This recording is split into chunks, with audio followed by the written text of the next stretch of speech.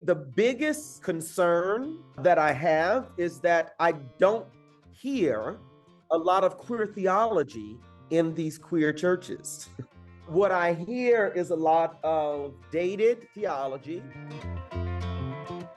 I'm Brian Henderson, Executive Director of the Association of Welcoming and Affirming Baptists, or AWAB. Our mission is to create and support a community of churches, organizations, and individuals committed to the inclusion of LGBTQ plus persons in the full life and mission of the Baptist landscape.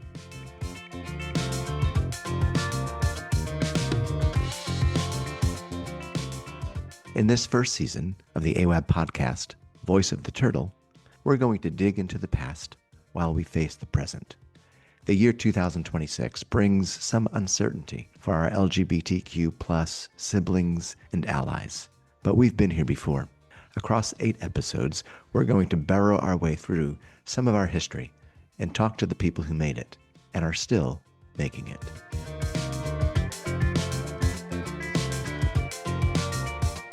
In this episode, you'll hear from the Reverend Brandon Thomas Crowley, Ph.D. Dr. Crowley serves as senior pastor of the historic Myrtle Baptist Church in Newton, Massachusetts, a congregation founded by formerly enslaved Africans during Reconstruction and widely recognized for its inclusive ministry and sustained commitment to social justice. Alongside his pastoral vocation, Dr. Crowley serves as Director of Theological Education and Senior Research Fellow in Religion, Homiletics, and Ecclesiology at the Episcopal Divinity School. In our conversation, we will hear about Dr. Crowley's strong commitment to local church ministry, as well as the Academy. We may even ask him about his 2024 AWAB annual lecture, which was titled Voices in the Wilderness, an Introduction to Black Queer Hermeneutics and Homiletics.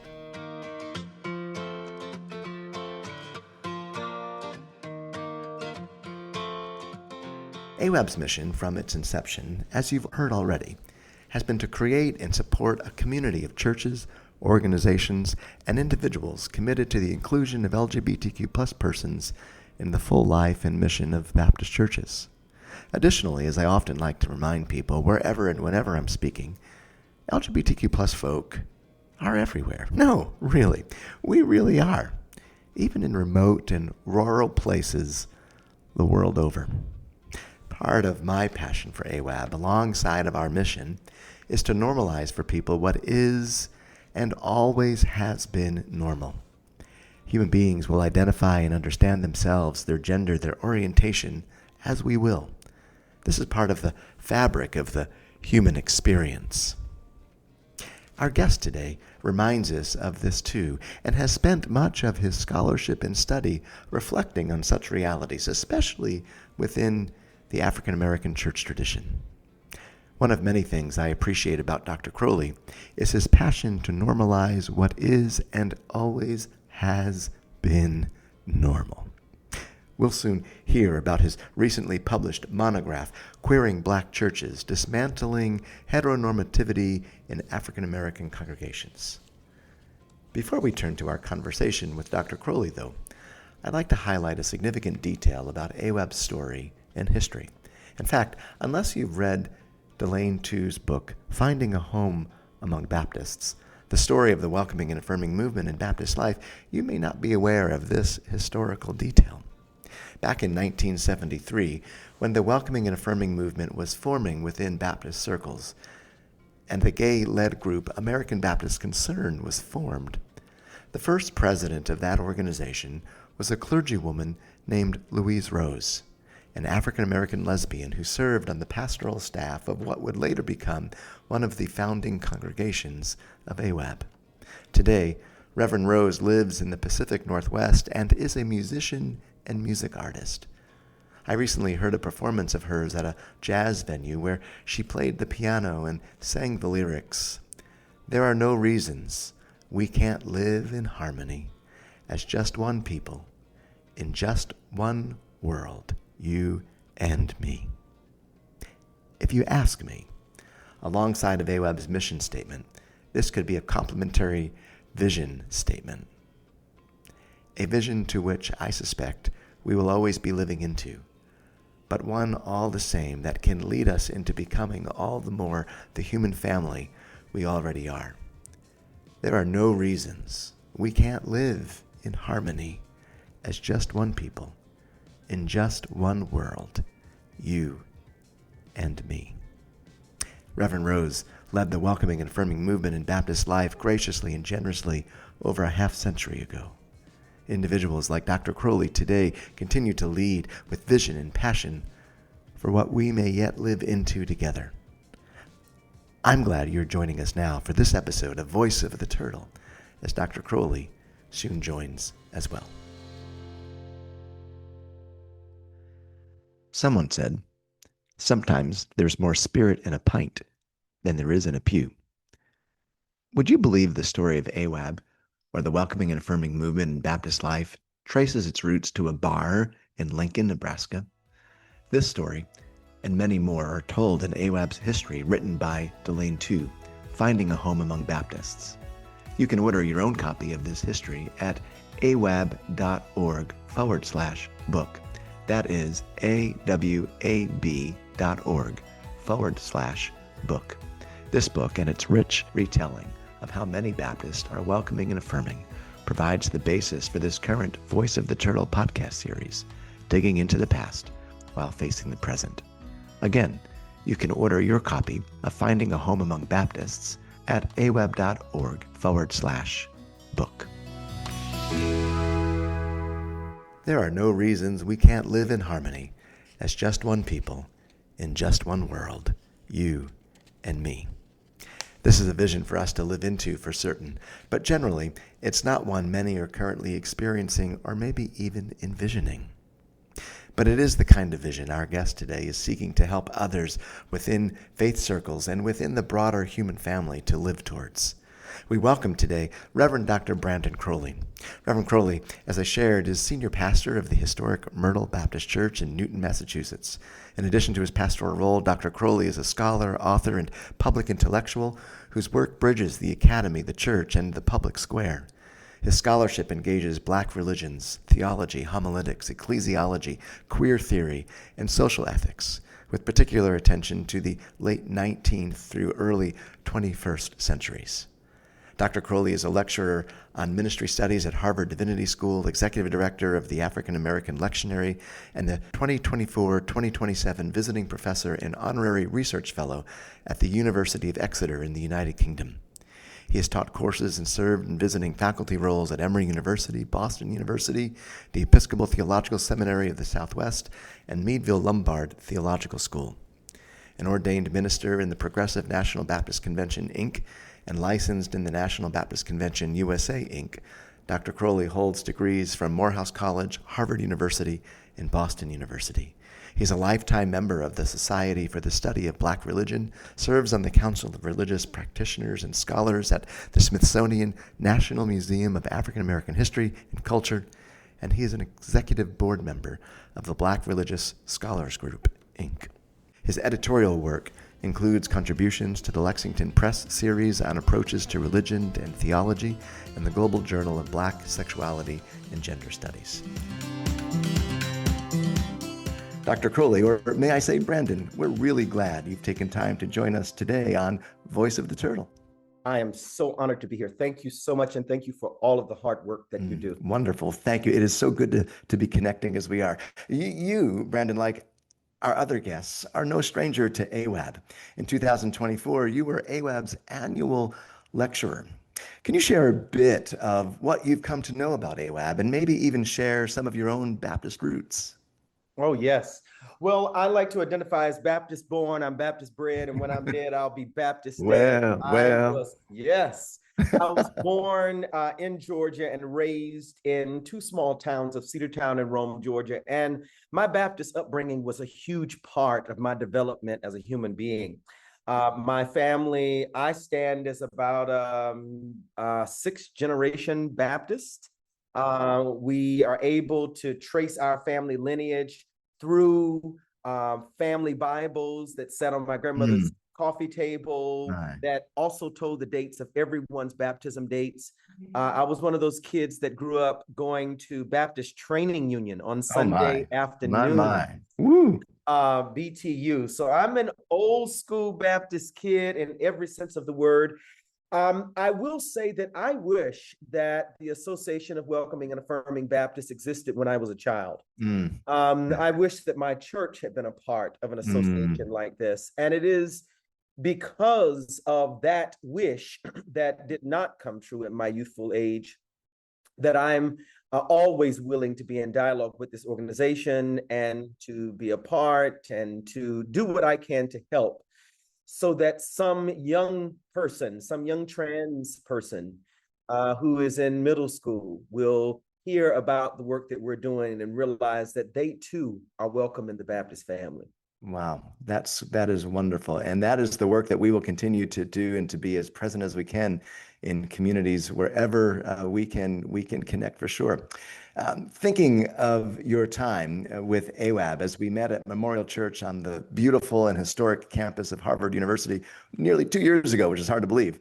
How has your thinking and research evolved on the topic of Black queer hermeneutics and homiletics? Oh, yes. Well, it continues to evolve because I'm in the midst of writing a second book now.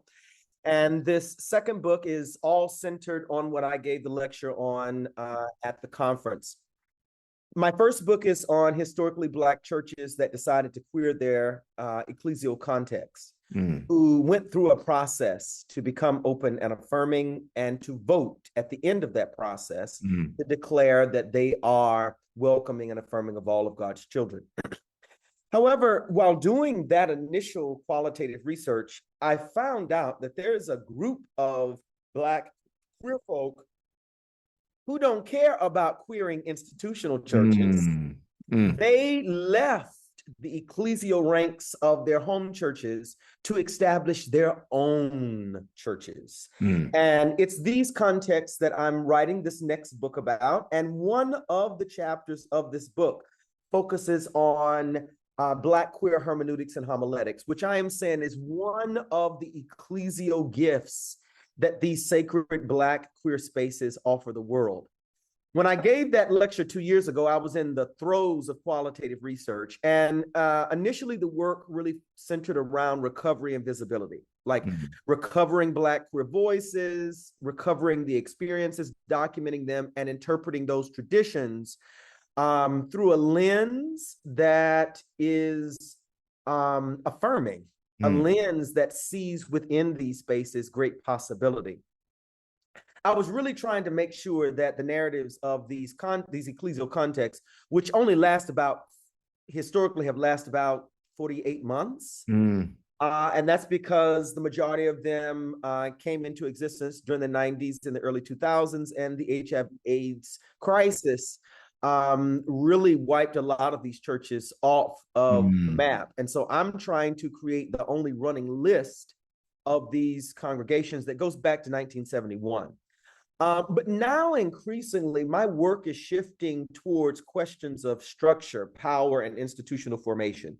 Before I was looking at, and I've really, done the work that I want to do on hermeneutics and homiletics, but now I'm thinking about how do these people interpret scripture? How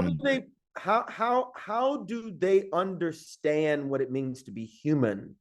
What it means to be Christian? And the last piece, what does it mean to be Pentecostal? Now, one of the things that I've found very interesting is that Black queer folk are not leaving Black Baptist churches and Black Methodist churches to establish Black queer Baptist churches or Black queer Methodist offshoots. Now, my indication in the Baptist context is because of our autonomy. There are a lot of Baptist churches that are don't ask, don't tell. That queer people find safety in, that will never be a part of an organization like what you are so brilliantly, leading and being a part of. But they are welcoming their local gays and lesbians and even trans people. I've seen this happen in a lot of Black contexts. It's kind of like, we're not going to touch you at this church, but if you go over there, we don't know what to do with you. And we saw this happening during a period in the 80s in gay communities in certain boroughs in New York. It was kind of like, okay, you're our resident sissy. And I'm just saying this not in a derogatory sense, but Right. you know, how it was Sure. often phrased. But if you go over there to that other block, we can't protect you over there in that room. So I find that a lot of Baptist churches are that way. And there's so many Black queer folk who really aren't interested in the soul identity of queerness in a Black church space. They really like the soundscapes of Big Mama's church and hats, and they like all of the accoutrements that make up Black church. Right. And a lot of the starter churches don't have that because they are really operating as sort of like justice centers, often running sort of HIV/AIDS clinics in order to stay open and to pay their bills, to create alternative salary streams for their clergy and other persons in there. So I suspect that the reason that a lot of them have not started Baptist churches is because a lot of Black queer Baptist folks are finding and carving out spaces in their own Baptist churches. And the autonomy gives space for that. That's part one. Now, around the element of the AME church, what I have seen in particular, and I'm not talking about UMC, that's a whole different animal, but AME in particular, and I'm not talking about AME Zion, and I'm not talking about CME, I'm specifically just talking about the research I've done in AME. Sure. I have done a lot of qualitative research on queer folk in the AME church, and I've done a lot of interviews with clergy in my qualitative research. As a matter of fact, there is a big, huge section in my first book where I talk about what queering the AME church would look like. And what I did was I talked to some high-ranking officials in the AME church who didn't want their name being exposed, who basically told me how this could be done. But what they also share is that what they are witnessing is that it's a case-by-case basis, jurisdiction to jurisdiction, ecclesiastical group, but there is this sort of don't ask, don't tell policy going on in the AME church too. And there also is this sort of thing where they're not pushing it on a national level, but people are ordaining queer folk that they know are queer and are assigning them to churches. Where we don't see this happening is in the PAW and in the Church of God in Christ. Interesting. So that would suggest why we may see more Pentecostalism really being the sort of preeminent thing in these contexts. Right. The other thing I'm interested in too are the ways in which respectability politics, which a member of my church, Evelyn Brooks Higginbotham, wrote the book Righteous Discontent, which created that phrase of respectability politics. And that happens in the form of sexism. My data is showing that the upward mobility of women in ordination in a lot of these contexts is not happening at the same pace as men. Excessive transphobia, because as gay men sometimes who are at the most privileged in this acronym, we can often be sexist and transphobic. And white gay men, I've often experienced to be extremely racist if there's not a discussion around a Black phallus or how big my butt tox is. And so these contexts are very much so at play in queer contexts in the world, and I'm finding them present within queer churches as well. I think the biggest concern that I have is that I don't hear a lot of queer theology in these queer churches. What I hear is a lot of dated theology that is rooted in toxic evangelical rhetoric that is just being done by queer bodies with a husband or with a wife. But I'm not really hearing deep contemplative reflection on this from a theological perspective. But might I add this? My research also shows that is also not present in historical churches that have queered their context. Well, so I think it is unrealistic to expect something of an oppressed community that the privileged community has the ability to do, but can't do because of the complexity of the interwovenness of these theologies. Yeah, my goodness. Wow. Brandon, thank you. I should say to our listeners, if you want to hear all of Brandon's lecture from 2 years ago, you can still go to AWAB's website and hear it there. Brandon, your insight and wisdom continue to contribute much to a vision of welcome and affirmation for all. So thank you for the research and for the writing that you continue to do.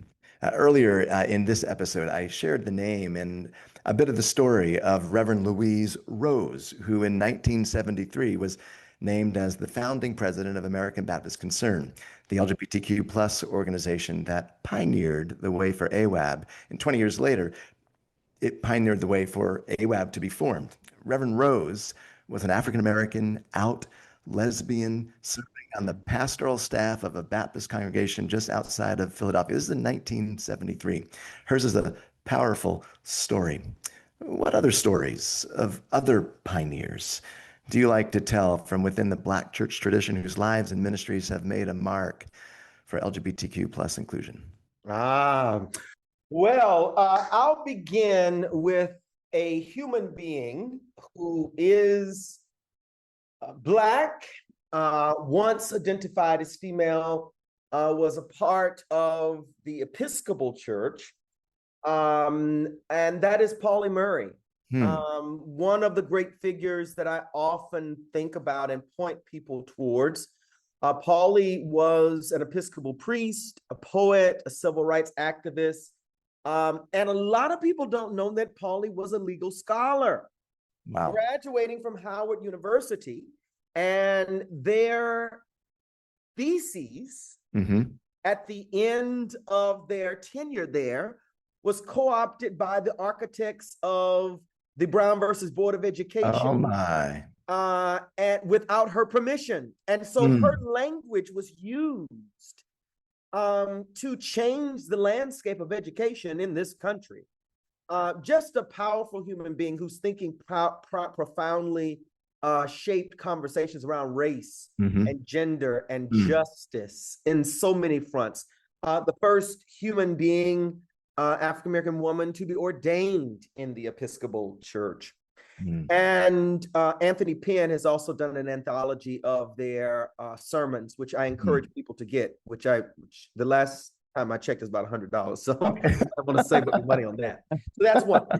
The second voice that I think about is the voice of Bishop Carl Bean. Also the name of Bishop Yvette Flunder. I think about the name of Bishop Oliver Clyde Allen III. I think about the name of Bishop Dunadric McClooney. I'm starting to go down a rabbit hole here because I'm starting to call names of these communities that I'm researching and writing this history on presently. These are people who started their own Black churches. And I often think about these people, and I'm getting so excited about this because this is just right in the middle of where my research is right now, and I've been writing, all day on this. They remind me of the stories that I hear of Black Baptist folk who were restricted to worshiping in balconies. And they walked out of those churches. This is the narrative of Myrtle Baptist Church, of the church that I pastor. We left Lincoln Park to worship in our own way. We were tired of living in a non-segregated city, which Newton was, but having to be segregated in worship. I mean, it's just the most ridiculous stuff. So when I hear of the narrative of these queer folk who did this, I think so much about them, how they are following in the lineage of an Abyssinian Baptist church. I mean, just so many. Friendship Baptist Church in Atlanta, Georgia. So many historic churches that started in this same way. I also want to say that I think it can be very easy to call these names of these people who are these larger than life figures. But I also just want to say that I also point people to the stories of the unnamed. Good. Those choir directors.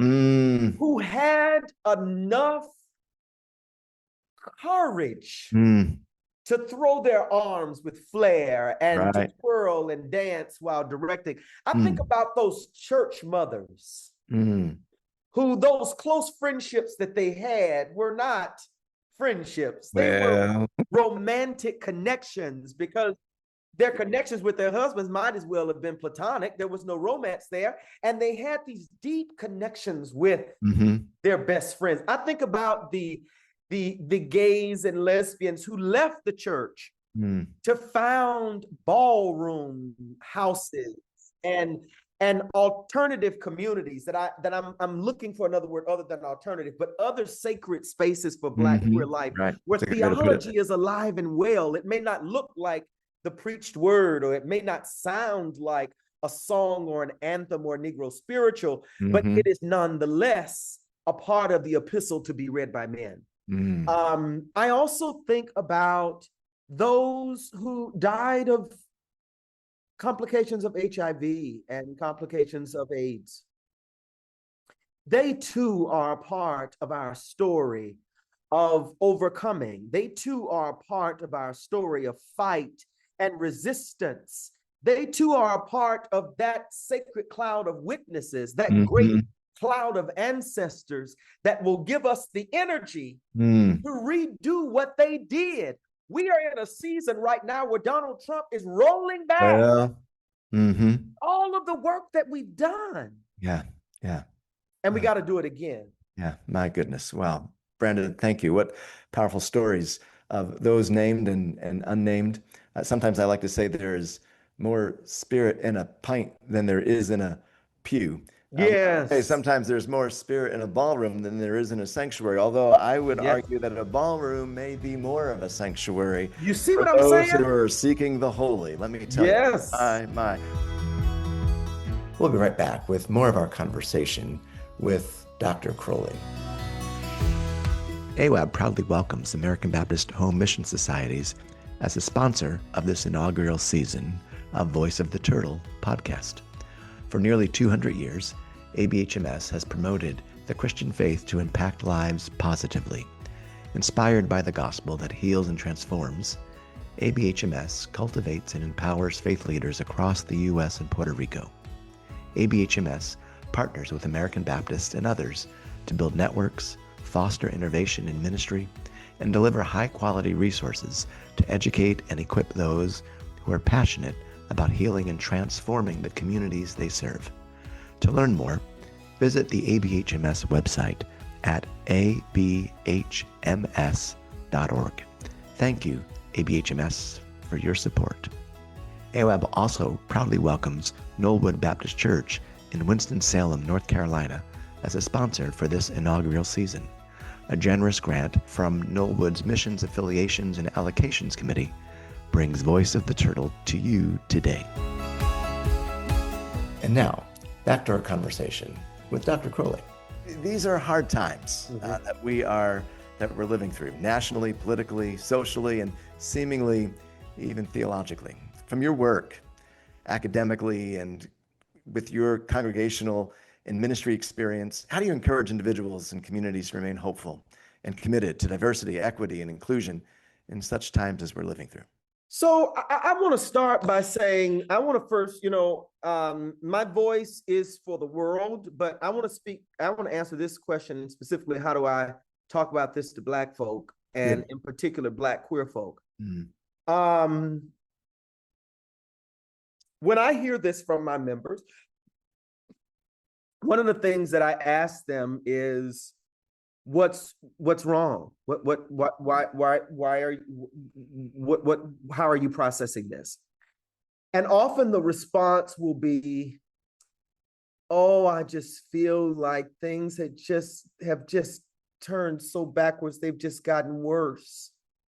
It's just so, we had just gotten to this place, and and I think, and I hate to say this because I did just use the example of things turning back.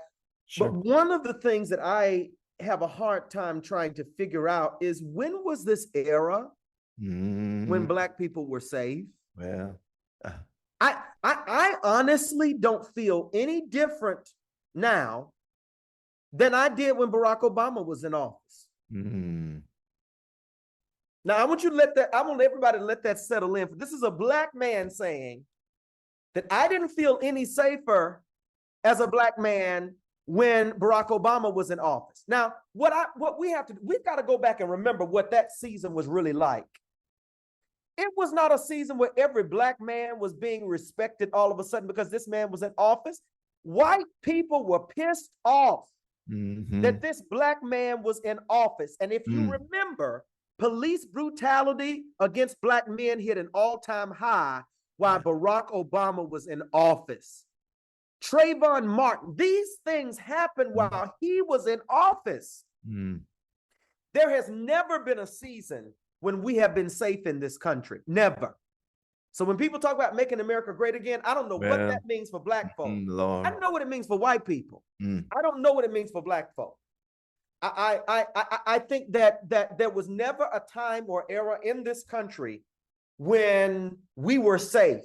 And might I add that the opinion that we were safer when a Black man was in the White House is what you call the sunken place.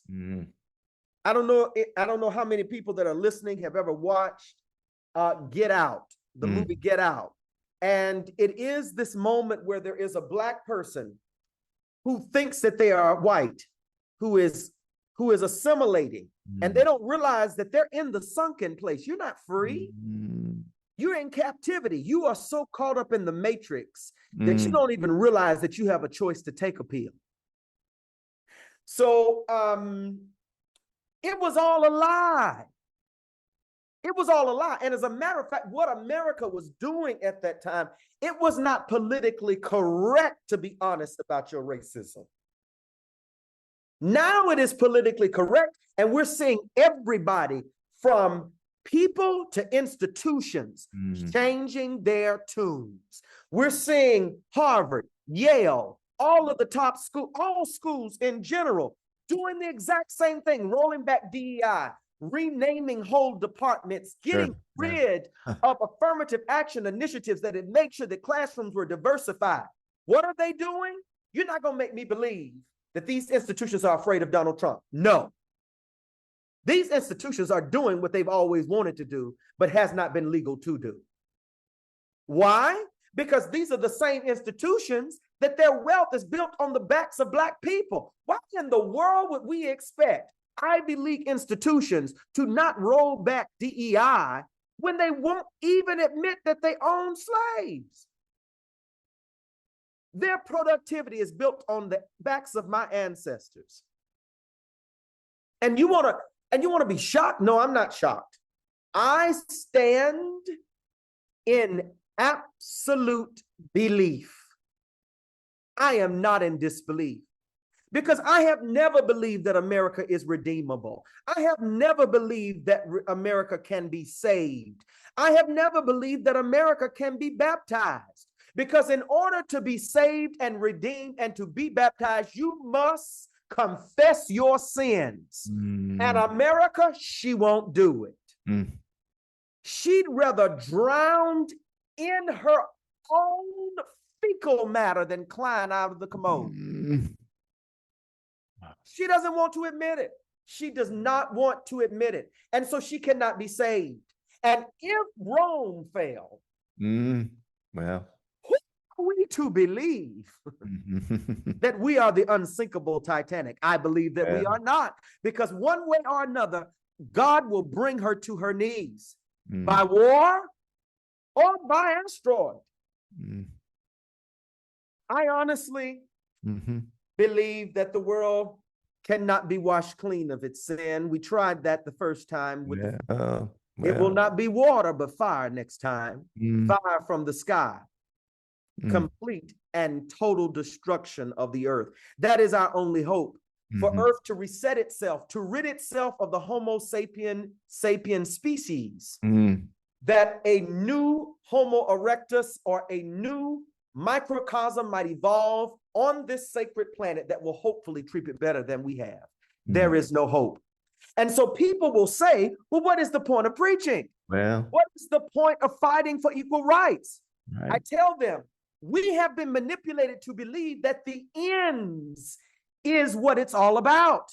It is not about the end. The end shall never come. It is only about the means. And if your life is only dedicated to Christ for the end, you might wake up and realize that that heaven you're trying to gain does not exist. Well, preach. That the only heaven that we will have is the one that we create and carve out here on earth. And I know that's messing with some people's theology, but I don't need a theology that has a heaven. Because I originally just didn't need one that didn't have a hell. But then people started saying, well, you got to have a yin to your yang. Well, no, you don't. I don't have to have that. I do believe that there can be a city of our God that comes and descends and take over, and all evil is destroyed. That is the hope of the book of Revelation. However, for me and my house, I am not concerned about the afterlife. I'm concerned about the life I'm in. Because the afterlife has been dangled in front of us so many times to either make us not want to have sex with another man as a man, because you don't want to go to hell. Care nothing about hell. Hell does not exist the way that you believe it does. It is a social construct that has been created by human beings as a weaponized tactic to make us do one thing or another. It is a form of manipulation and social control. But then on the other end, the heaven that I hear, hell, I don't want to go there. I'd rather go to hell than that heaven. All white. Why do I want to be around all white? Well, what in the hell do I want to wear an all white robe? Well, why would I want to do that? I want to wear a black robe. Wear a white robe. That's signifying some sort of white purity scheme. Why do I want to be in a place with gold streets? That's materialism. It sounds like Donald. I won't call his name. It sounds like the president's Oval Office. Yes. Mar-a-Lago. Cheap and gaudy. Yes. To live in a mansion. That's outdated socialization. You know, it's just ridiculous. Wow. I don't need all of that. I don't know what the afterlife is, but I know what this life is. And I feel like I am called to do the work for the means and not the end. Good. Because maybe the problem is too many of us want to be Moses and get to the promised land. Maybe it's not designed for us. And I'm not, and I know I'm messing with the text here because he struck me off, he got mad, he did all these different sorts of things. That's all right. But for me, I don't have to make it to the promised land in order to fight for the promised land. Because the promised land may not be possible. Yeah. Wow. Brandon, you sound like a Baptist. I am grateful for that. And you are speaking to some Baptists that I hope we're listening. And I hope that we can continue to learn from your perspective, from your wisdom, and from your insight. So I am grateful that you just felt the Spirit as you just did and shared as you are. Before we conclude, and speaking of insight, I'd like to ask about your monograph, Queering Black Churches, Dismantling Heteronormativity in African American Congregations, published by Oxford University Press in, was it 2024? Your book advances a critical re-examination of heteronormativity within Black ecclesial traditions, Black theology, queer studies, and practical theology. Can you tell us a bit about this and why, as you've already been sharing, why our listeners should be ordering perhaps even a copy of this book for their personal libraries? Thank you so much for this plug. And so I had served as the pastor of my church for about 7 years and heard the Spirit of God say to me in the pulpit one Sunday to stand and share with my congregation that I am a proud, same-gender loving man. Wonderful. And I did this, and my congregation exploded with excitement, with joy. They put their arms around me. I mean, the love. Beautiful. I get choked up just thinking about it now. I remember that day so vividly. And it truly was God, because I couldn't have planned it. I did not plan it. It was not an intention. And my assistant pastor was preaching that Sunday from the Daughters of Zehophaloth, saying to Moses to think differently about the text, about the law. And she starts saying, you know, Moses, if you just come out the tent and look at us, come out the tent, come out the tent, come out the tent. And I'm hearing this and I'm like, oh my goodness, this is about to happen. And so this happens. But one of the things that I realized is that, so word gets out around the city that, this guy's come out over there. And so queer folks start coming to the church. Yeah. And I quickly learned that my members loved their pastor. They loved the ground I walked on. They loved me, but they didn't know how to be in community with queer people. Right. Yeah. Yeah. Like I wear Brooks Brothers drag. I'm the traditional Baptist preacher wearing a blue suit all the time, white shirt and a basic little tie. I'm always, kind of in that way. But people were coming in with all different types of clothing on, and very different colored hair and everything. And so I'm watching as people are looking and I'm like, oh, this church is not ready. And so the deacons did a self-initiated process, and we realized that we didn't know what we were doing, and that all of the resources that were out there were all written for white churches. Yeah. All the resources even had little blonde haired, white, little blue-eyed boys on it. And it's like, you cannot use that type of a resource to queer Black churches, because there are some Black folk who already think that this is a white man thing that is a result of, So it was very important to me that I gave the Black church resources that were Black. Yeah. Absolutely. That talked about the Black experience, that did a deep interrogation and investigation of Black Christian heteronormativity. So in the first book, I write out a history of Black Christian heteronormativity and homophobia and transphobia that goes from enslavement all the way up to 1911. And in this second book, I am presently in the middle right now of writing the second half of that history, which will go from 1911 to 2028. Oh, wow. 27. So, yeah, if you have a question on why Black churches and Black folk seem to be homophobic and transphobic, read the first chapter of my book. Good. If you want to know how to queer your church, read the 5th chapter of my book. If you're interested in how queer theory can be operationalized in a practical way, read my chapter 2. If you are interested in some case studies of a congregation that queered its context congregationally, read my chapter 3. Okay. If you are interested in a church that queered its context pastorally, then read chapter 4. But all of these are written as a work of practical theology through the lens of queer theory and Black church studies. Wonderful. And as a way of offering the church something that it can use. Good. We're going to make sure that that is included in AWAB's resource library on our website. Brandon, I can't thank you enough for these moments that we have had. And I think there's been enough conversation that we could have several more episodes with you, perhaps in our upcoming seasons. Your witness and wisdom speaks volumes, and those volumes are volumes that we need to read and hear and know as we continue to do what we can across the Baptist landscape and beyond, across the faith landscape, to create welcoming and affirming spaces for all. It's been good to be with you for this final episode of our inaugural season of Voice of the Turtle. Now, you may know this, Brandon, but Voice of the Turtle was the name of an LGBTQ plus newsletter produced by Baptists beginning in the 1970s. And Voice of the Turtle's motto was, "Behold the turtle, it makes progress only when it sticks out its neck."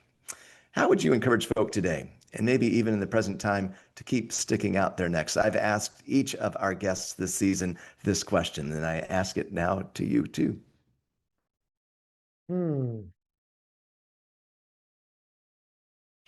I'm old school. That's okay. And for me, what gives me courage to continue sticking out my neck is the fact that I spent a lot of time in meditation. Wow. I spent a lot of time in prayer. Mm, I spent a lot of time in silence. mm, A lot of time in silence. I spend more time in silence than I do praying. okay. Because for me, silence is a form of prayer. It is when my spirit emotes to God in ways that my mouth cannot put language to. Wow. I also encourage people to get a therapist if you can afford it. And I know that in this environment, economically, that is more than a challenge to even be able to afford one, but then to even be able to find one that fits you. Yeah.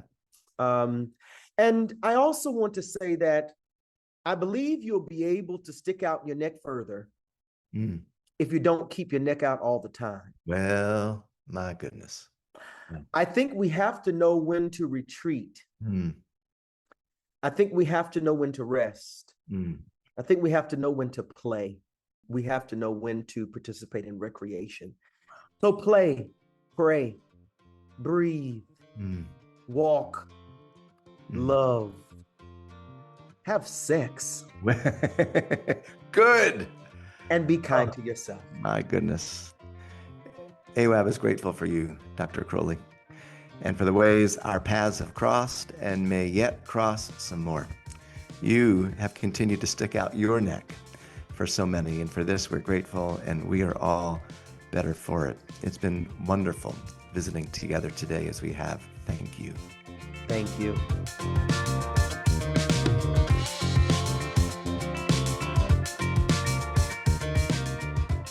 Well, friends, this concludes AWAB's inaugural season for our podcast, Voice of the Turtle. Thank you for listening and for joining us on this journey of digging into our past. We look forward to future seasons ahead as we lift up voices and stories of queer folk and allies who collectively together keep doing more than any can do on their own, especially when it comes to strengthening the capacity for welcoming and affirming ministry. And together, let's keep sticking out our necks to normalize what is and always has been normal.